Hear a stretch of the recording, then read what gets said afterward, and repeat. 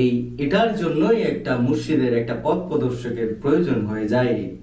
একটা মুর্শিদ শুধুমাত্র বাচালতা শিখাবে, কথা বলা শিখাবে, এই হাদিস শোনাবে, এই ওটা শোনাবে, এই উমুক পীর উমুক উমুক উমুক এই গল্প শোনাবে, উমুক তর্ক এই বিতর্ক, এগুলোর জন্য মুর্শিদ নয়।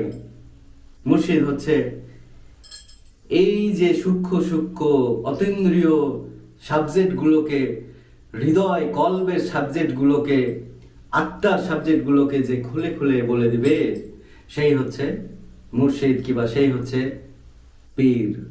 পীরের কাজটাই কিন্তু এটা। পীর বিভিন্ন রকম হতে পারে। যে একটা স্কুলে সাবজেক্ট পড়াইতেছে সেও কিন্তু একটা পীর। ওই বাংলা ডিপার্টমেন্টের বাংলা সাবজেক্টের পীর, ফিজিক্স সাবজেক্টের পীর,